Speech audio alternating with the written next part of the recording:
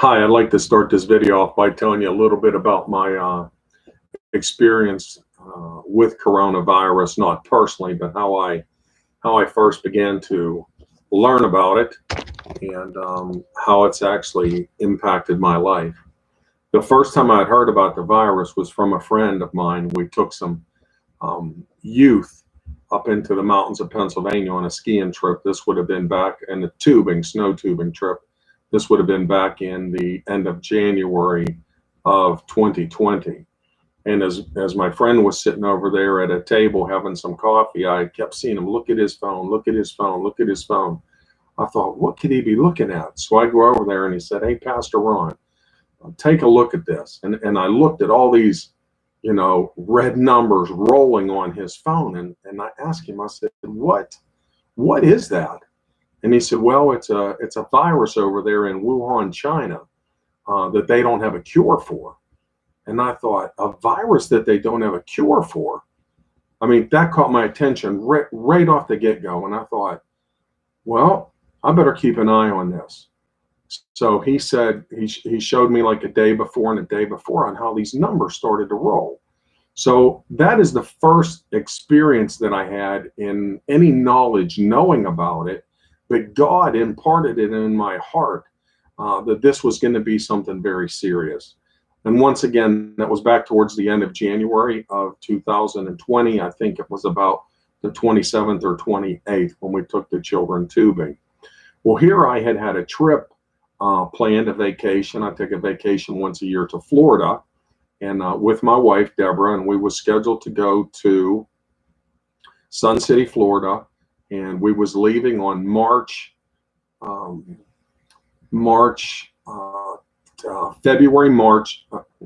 February 10th, and we were coming back on March 6th.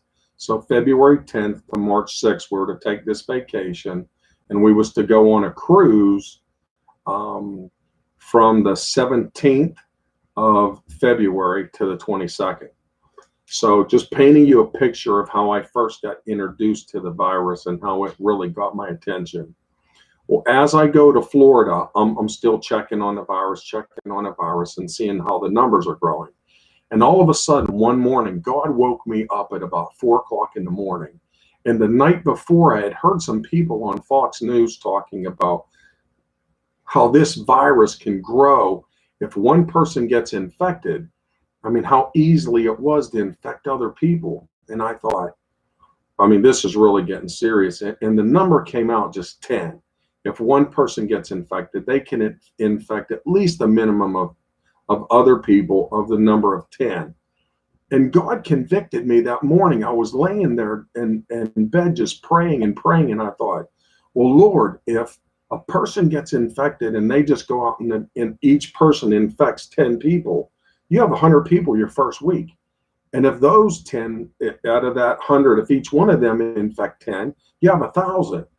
Then that 1,000 infects 10, each one of them, you have 1,000. Then the 1,000 goes by the tens. It would be 10,000, 10,000 to 100,000, and 100,000 turns into 1,000,000 people. And I thought, just doing simple math, if just the one figure that they told me that I heard on the news that they said this could be a factor of 10, that people don't know they're infected, they go about their normal life, and they infect 10 people a week. I thought this could really be a major, major problem that could hit the earth. So I continue to watch it. And just to make a long story short, we ended up canceling our cruise. We stayed in Florida. And it's just been an evolving process. But then eventually, I'm from Pennsylvania, so the virus did enter into Pennsylvania. I wrote down some figures here to share with you that as of March 1st, there was roughly about 780 cases in the United States. These are in the United States as of March 1st. And I watched how those numbers crawled just like 10 gets 10, you have 10, and then they get 10, and the numbers crawl, and they're low at first. But as you begin to reach that critical mass, whatever that number is to you, boy, the numbers just really begin to explode. And that's what I'm beginning to see already. So I started this chart on March 1st, and as I said, there was 780 cases in the United States. And then it took till March 19th to reach 9,400 cases in the United States. So if you're with me, just roughly, it took 19 days to get 9,000 cases in the United States. But then when the numbers started rolling from March 19th to the 21st, just 2 days later, the numbers already went up to 19,800. Almost 20,000 people were infected in 2 days. So that would be from 9,000 to 20,000. You're looking at 11,000 people in a 2-day period, where it took 19 days to reach 9,000. Are you with me? These numbers are beginning to roll and pick up steam, and that's what we're seeing now. And this is where people have started to talk about the testing. The testing is a serious concern of mine, because if we're not testing people and testing the masses of people, what is this eventually going to lead us into? Because all these numbers are low. And I really think the president, let me say this, is doing a great job by, first of all, shutting off the border, shutting off the transportation, doing everything that he's doing to cut off other countries. And it's for the best of mankind. It's for the best of the world right now, that we really need to work together. And that leads me into some other points that I wrote down here for you today. I want to keep today's introduction, if you will. I titled it, What If? I mean, what if the coronavirus, what if? What if it's really true? What if it really is a judgment of God on the earth? What if it really is a pandemic? What if these things are really happening like they're happening? And why I'm saying that is because I've seen so many ministers and ministries that I've personally listened to over the past, let's say 15, 20 years. I've been saved for 45 years, serving God basically my whole life. I've been a studier of eschatology and the Bible my whole life. And now I feel we're entering into this season where all these things are swirling around us. They're a Kairos moment on God's time clock. And I'm listening to men that have studied prophecy their whole life. And when this started, they were like, oh, that isn't nothing, or that couldn't happen now because of that.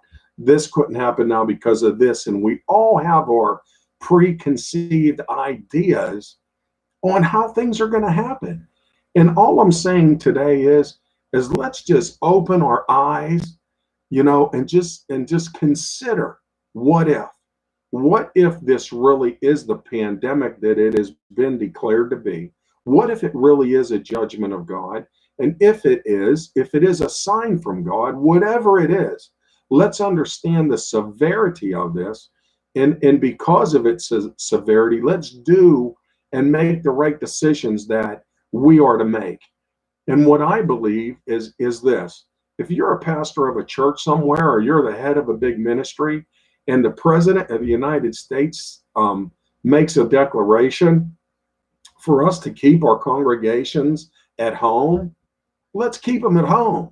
How could we be rebellious as a church, as men and women of God, when we're supposed to submit to governing authorities? And when they know the severity of this, obviously they know it a lot further than what we did. Okay, but what I want you to see is this: what happens if you have a community, each one of you, and as leaders in your churches, or men and women in your churches, you're a part of a community, and it's our responsibility to serve the communities to the best of our ability.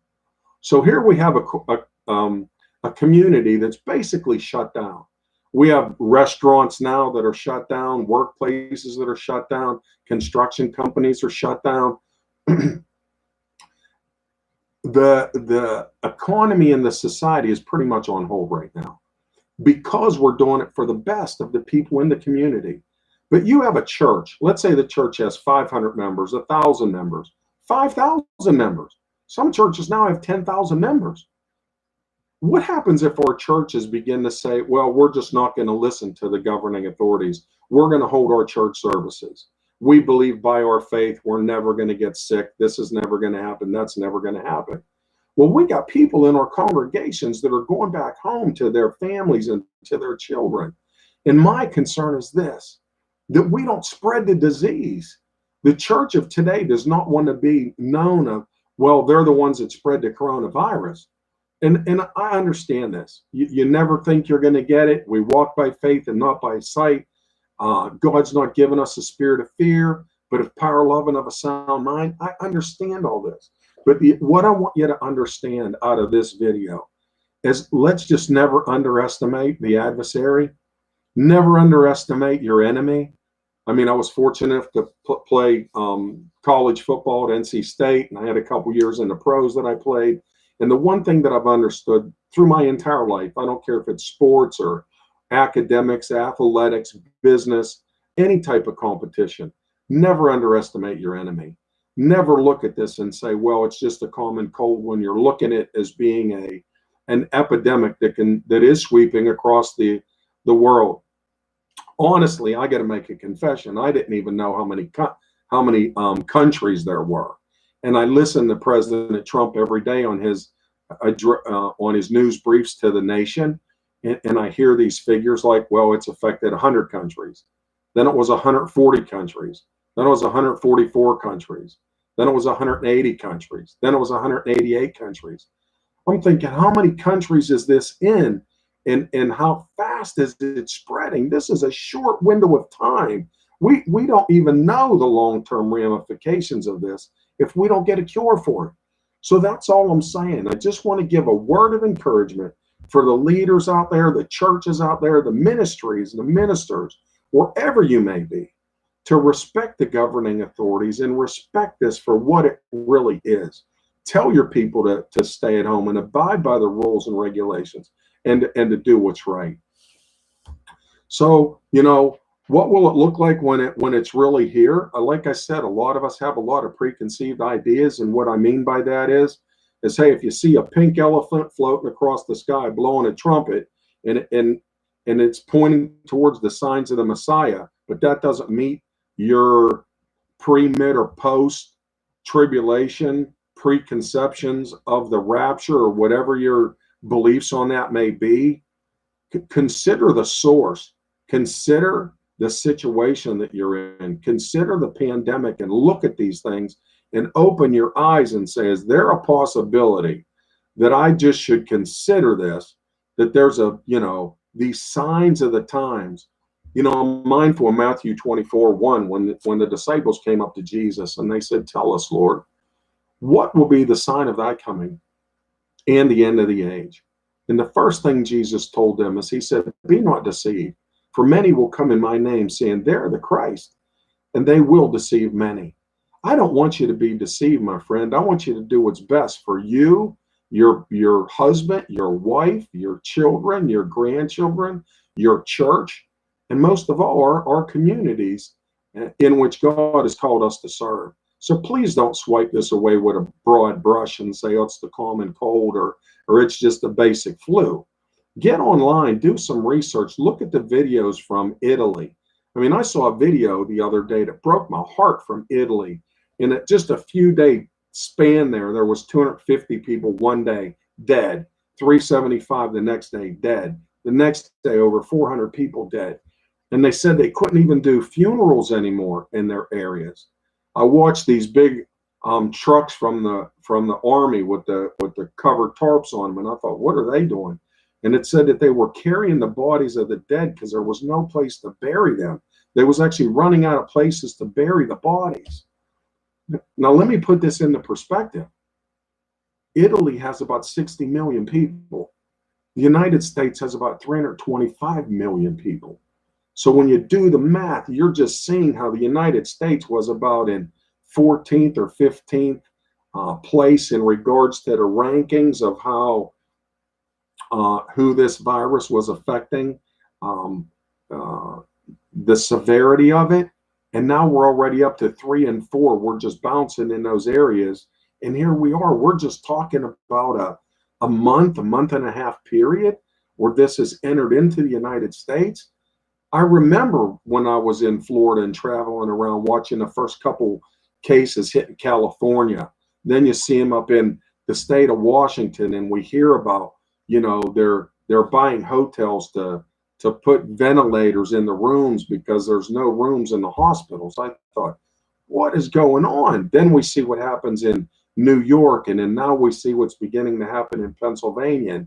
And those are just states that I know personally that where I was watching, but we know it's all over the United States now. So I think we really need to be smart. You know, this thing's a juggernaut. I mean, we got to address it as that. Could be one of the greatest pandemics to change the course of the world historically. I mean, we're looking at these things, and as I said, a couple points that I have here is there's no accurate, well, there's not no accurate testing. There is accurate testing, but it's not across the board. And that's no fault of the president. It's no fault of any hospital. It's just this thing, Donald Trump had declared this as the perfect invisible killing machine. And once again, I'm not here to operate in faith, in fear. I'm here to operate in faith. I want to proclaim, and I want to be on the front lines, and I want to give you the encouragement, but we have to educate our people properly, and we can't do that if we underestimate the adversary. It's like sending our soldiers out into the field to be picked off one at a time if we don't make the proper decisions right now. This is a thing that we have to beat now when it's at an infant stage. We cannot wait a month or two to just be testing this thing out and playing with it, because we could look at China, we could see what happened. We can look at Italy. I really encourage you to get on global news, get on there, Google, look and see what's happening in Italy. It'll give you an idea of what's coming here. We just have more numbers. Can't trust others' tests and reports. You got to get on there and look at the live videos and see what's there available for you. We don't have all the tests. We talk about our numbers are just off tests that have been confirmed. You'll see that in all the reports. They use that term, being confirmed tested. Now, what that is those are tests that have been taken at the state level. So once they're taken at the state level, they get a number from that. They have to be sent to the national level to go through the national testing to be technically a confirmed number. So that's where we're getting the numbers from now. When they say that these are confirmed numbers, these are samples that have been taken from people at a state level, then have been given to the governing authorities at a national level. They have tested them, and then they make their conclusion to see if those tests are correct. So I want to go to the Bible. While we have some time left on this video, I want to just give you a simple example, because I believe, listen, I believe we're living in a time frame. I believe we're living in a window in the kingdom of God, okay? And it all starts, I go back to Matthew 24. It's one of my favorite chapters in the Bible. And right at the end of that chapter, after he gives a nice long list of events that are going to take place, there'll be wars, there'll be rumors of wars, there'll be earthquakes, there'll be famines, there'll be pestilence. All these things will take place before the Messiah returns. But one of the last things that the church is looking for is it says that Israel would become a nation. Then the Bible states that when you see all these things take place, the generation that sees all these things take place, this generation shall not pass. And my friend, I believe we're a part of that. I believe we're a part of that generation. So what we need to do, we need to sit back and take a minute and say, okay, when did Israel become a nation? We know they became a nation in 1948. Now, there's only so many levels of a generation in the Bible. First of all, you have 40 years. Well, you know we're past that. The next level is at 70 years. So if you take 70 years, add that to 1948, it brings you right to 2018, 2017 to 2018. So just think of the things that have happened from 2017 until 2020. We know Donald Trump came in as the president. We know he made an incredible change in the economy. How, I remember seeing the Dow around 10,000 and now it actually hit 30,000. We look at how the economy and how the world, and there was world peace, and he's working on a peace treaty, and it seemed like every single thing was headed towards world peace. We know that he made another great declaration because the Bible says that Jerusalem would be the capital of Israel. So he declared Jerusalem as the capital of Israel. That was another miracle, another Bible prophecy that had to be fulfilled. Then we know, according to Revelation 12, that the wings of the great eagle would come over and protect Jerusalem. This was also another great fulfillment of Bible prophecy. So we know these things are happening. All these things are swirling around us right now. These are all in a window to set us up to just think, hey, what if? What if this is really true? What if these are really the signs of the times that Jesus talked about? I'm mindful now of the great sign. I did a series on YouTube. You can look it up. You can go to our YouTube channel. It's just Pastor Ronald Kozar. To look at everything we do at the church is Pastor Ronald Kozar, and I have another YouTube channel of which this will be under. It's just Ron Kozar, Kosor. For those of you who always contact us, or you're interested in giving to support our ministry, or watching what we do as a ministry, we have a food ministry and a great outreach that I'm very proud of. We have Pastor Al and Dolores Larrabee that head that up for us. If you want to make a donation to our food ministry, you could go to hisfoodministry.net, hisfoodministry.net, and you could see what we do there as a food outreach. If you want to look at some of the things that we do at our church, you could go to ALDM. That stands for Alpha Lions Den Ministries, ALDM.org, and you can see what we do as a church. If you'd like to watch some of the television evangelism explosion, evangelist outreach that we do, you could go to crossingpaths.org and check us out there and see really what we do. So those are 3 sites you can check us out on: hisfoodministry.net, Alpha Lions Den Ministry, which is ALDM.org, or crossingpaths.org. So you can check us out and see what we're doing. But realize this, know that we're living in a window. When we talked about that great sign, the great sign happened in September of 2017. It is a direct fulfillment of Revelation 12, 1 through about 12. And it's a description of what's going to happen in the heavenlies. And the people at NASA said, if you put this on a scale, it would happen there's a chance of it happen once in 70 trillion times. Once in 70 trillion times, over year after year after year. So in 70 trillion years, there's only a chance that this could happen once. And it happened. So I believe that put a stake in the ground. I believe Israel becoming a nation put a stake in the ground. I believe these are times that God is just putting stakes in the ground to sound the trumpet, to warn people. This is a time to repent. This is a time for us to repent as individuals, as churches, and even as nations, as we see this epidemic just sweeping across the world. But I want to give you another what if. Everybody knows about the 4 horses in the apocalypse, okay? I want to use this as an example today just to paint a little picture, and then we're going to close this video. So if you go to Revelation, the 6th chapter, verse 1, it says this: Now I saw when the Lamb opened one of the seals, and I heard one of the 4 living creatures saying with a loud voice, like thunder, "Come and see." And I looked, and behold, there was a white horse. Now listen to this. White horse, that would mean maybe someone who's bringing peace, maybe somebody who's holy, maybe somebody who's righteous. It could be all these things. It said, he who sat on it had a bow. But see, it doesn't mention any arrows. So he wasn't gaining his authority or his control by killing people. It's almost like painting a picture that here comes this guy riding in on a white horse.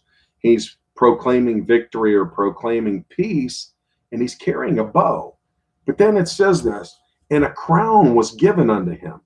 And all these riders and all these things, God proclaims that it was given to him, because nobody's doing anything without God's knowledge and God's knowing what's happening. It says a crown was given to him, and he went out conquering and to conquer. So this white horse, I say, represents a lot of the religions in the world, or even leaders in the world, that where they come and they proclaim peace, they have these crowns. Kings wear crowns, kingdoms have crowns, and here they are riding around on white horses. And the Bible tells us when they proclaim, when they're saying peace, peace, look out, because sudden destruction will come upon them. So in verse 3, it says this, when he opened the second seal, I heard the second living creature saying, come and see. And there was another horse. He was fiery red, and he went out, and it was granted to the one who sat on it to take peace from the earth. So listen to this. There was a rider on a red horse. I say the red horse is a representation of communism. Okay? And this, it says, and it was granted to the one who sat on it to take peace from the earth. You know how much turmoil there is between, true democracy and freedom and a lot of the communist countries? It says, and that people would kill one another, and there was given to him a great sword. Now just consider this.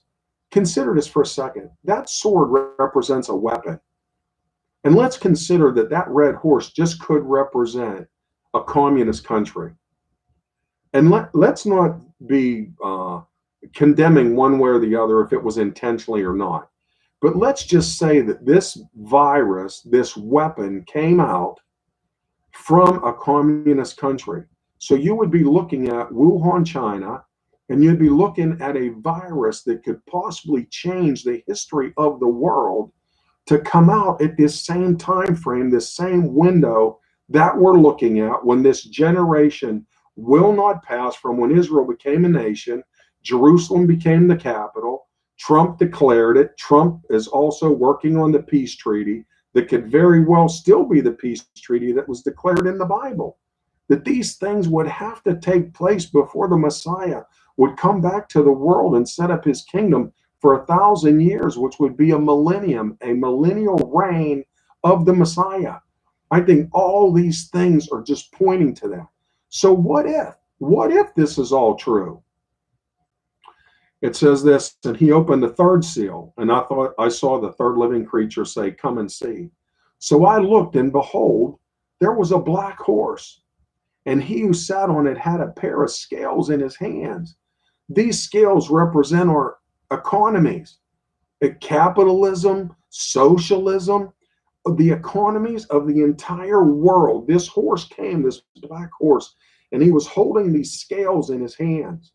And just think, how many economies right now have been shut down by this one pandemic? I mean, I know I've never seen anything like this before, and I've heard about, the viruses that hit in 1917, 1918. But just to think what we're seeing right now, because see, Israel wasn't a nation then. Jerusalem wasn't a capital then. The sign in Revelation 12:1 didn't happen then. I mean, all these things that are snowballing right now, one after the other, just like the Lord said in Matthew 24, are happening today.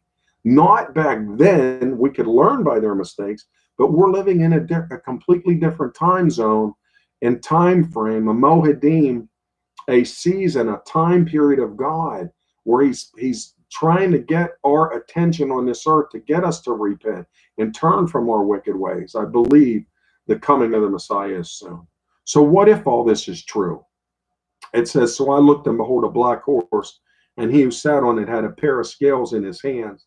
And I heard the voice in the midst of the four living creatures saying, a quart of wheat for a denarii, and 3 quarts of barley for a denarii, and do not harm the oil and the oil and the wine. So as you look at this as the economies, not just in the United States, my friend, I'm talking about the economies of the world. The economies of the world are being shaken by this virus. Italy's on a total lockdown. Wuhan, China, total lockdown. The United States, total lockdown. All these countries are having to shut down. And could you imagine the ramifications from this?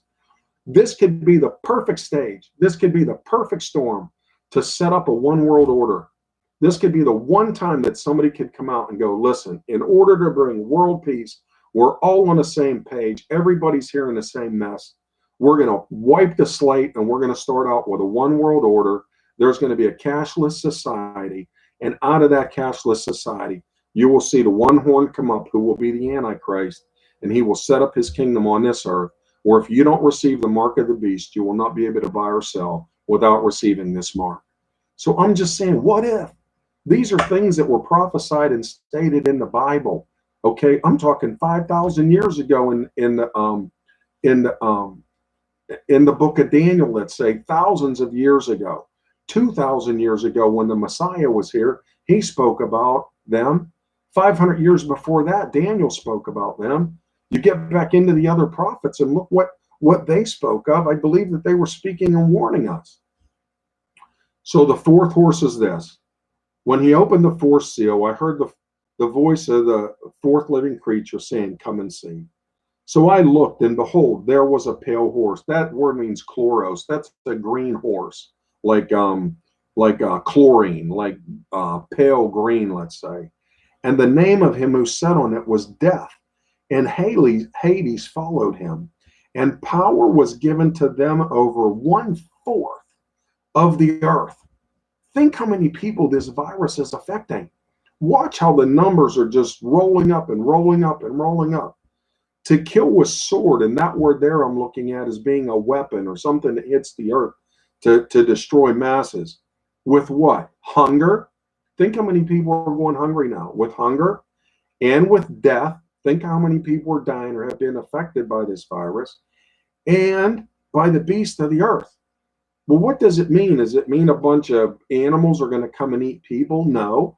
What that's saying is there is going to be a pandemic, or there is going to be a virus, or there is going to be a situation by the transference of people eating the unclean foods, unclean meats, and there's going to be a virus that is infiltrated into people from the consumption of eating these animals. And that's just what has happened. We have a pestilence now, which is an incurable disease that has been brought about, they say, by an open market over in Wuhan, China. I'm not saying anything was done intentionally. As a matter of fact, I'm saying we don't have to say that at all. We're not worried about picking and choosing on these little things. We have an adversary and an enemy now, and we're at war. I mean, this is really a war. This is a battle that we must win, because this thing is taking people's lives. Every single day that we go without a cure, every single day that people are out there in our communities traveling and they're infecting someone and they're getting it, and 10 more people get it. I mean, the numbers just continue to roll. So I just want to encourage you. Once again, don't underestimate your adversary. Look at the four horses of the apocalypse. Could this one virus fulfill every single one of these prophecies? Absolutely. Absolutely. Then you go look at Revelation 12 and look at the great sign and look at the wings of the great eagle coming and covering Jerusalem. Well, let me tell you, my friend, in order to cover Jerusalem, there has to be a Jerusalem. And in order for them to be a Jerusalem as the capital of Israel, there had to be an Israel. So none of this could have happened before 1948. I mean, from that 2,000 years ago until 1948, 1,940 years, none of this could have taken to fulfill this Bible prophecy. They had to be in place for these things, this eschatology, for the things in the Bible to take place in the last days. It could have never happened before that.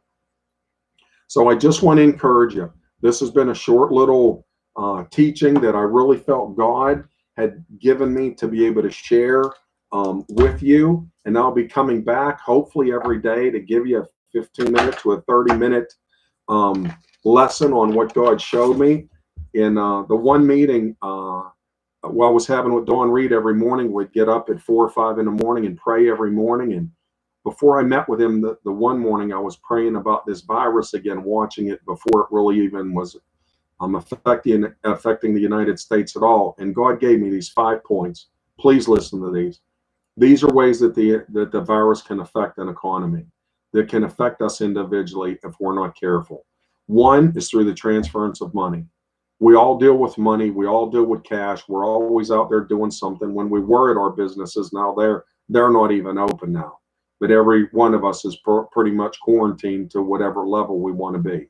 But money was an issue, and that could be when this is over too, because we don't know if this thing's going to come back every year. We don't know if people can get it more than once. And that's why I keep saying, don't underestimate your adversary. This is a battle. Number 2 is mail. They still don't know yet if the virus can be carried through the mail.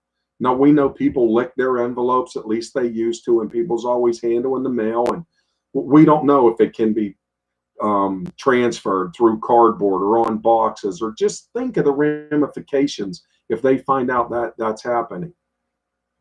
Number 3 is food. Once again, we don't know for sure if it's transferred by food, but if it is, just think of the impacts of that. And it might not even be the food. You know, everybody's getting takeouts now because the restaurants are closed down. So let's just say you go to a church and the guy's sitting there and he boxes your food up. And then he coughs all over the cart, or he coughs on his hand, and then he handles your food. They bring it to your house, and then you touch it. There could very easily be a transference of that virus just through something like that. Number 4 would be our phones. Listen, people can't live without their phones now. We're always on those phones. We put them in our pockets, lay them down on the tables, pick them back up, put them on our face, and they're just like little germ bags. So please make sure you disinfect. Be smart about this. Let's equip the saints for the work of service. And the final thing is our friends, our family members in the community. You know, once again, President Trump made an incredible move by coming up with that distance of 6 to 8 feet to keep between our friends and our loved ones and our neighbors. And I'm talking everywhere. We're trying to implement it everywhere. And at my church and the people that I love, I'm saying, look, we can wave from a distance. We can love from a distance. The churches, we can do our church through live stream and through the internet now. So let's work together to defeat this enemy. We know that teamwork makes our dreams work. So I want to thank every one of you for tuning in and supporting us however you do that. If you can subscribe to our channel, if you can share this with your loved ones, let's do this together. Let's defeat the enemy together. And I look forward to seeing you next time. I love every single one of you. Let's get the victory in Jesus' name.